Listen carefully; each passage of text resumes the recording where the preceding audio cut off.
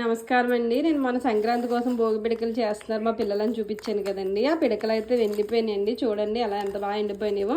ఈ వీళ్ళని మనం మాల కింద కట్టి ఇంకా మనం భోగి మంటలు అయితే వేసేయచ్చండి. ఇంచక్క మండిపోతాయి.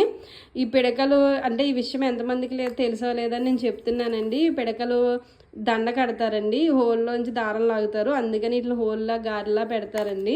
వీటిలో రకాలు కూడా ఉంటాయండి. ఇది చూసారు, ఇది తమలపాకు పిడక అంటామండి మేమైతే. ఇంకా ఇది అరటిపండు అండి. ఏంటి ఎలా ఉంది అరటిపండు, తొక్క తీస్తే వస్తుందని కామెంట్లు అయితే చేయకండి. మేము మా చిన్నప్పుడు ఇలా చెప్పేవారు, మేము చేసామంతే. కొంచెం బాగుంటుందని, వెరైటీగా ఉంటాయని. ఇదేమో తల్లి పిడక అంటామండి, కొంచెం పెద్దగా ఉండి దీనికి 5 హోల్స్ అయితే పెడతాము. ఇంకా ఇది చూసారా మా పిల్లోడు క్రియేటివిటీ అండి. వాడు ఫేస్ పిడకలంట, ఇవేనమ్మా ఇంకేం మోడల్స్ ఉండవా అని ఇంకా ఇలా ఫేస్లా చేశాడండి, స్మైలీ లాగా. చూడండి ఎలా చేశాడో, వాడే చేశాడండి అయితే. పిల్లలకి కదండి ఏదో సరదాగా టైంపాస్కి అలా చేశాడు. చూడండి ఎంత చక్కగా ఎండిపోయినాయి భోగి పిడకలు.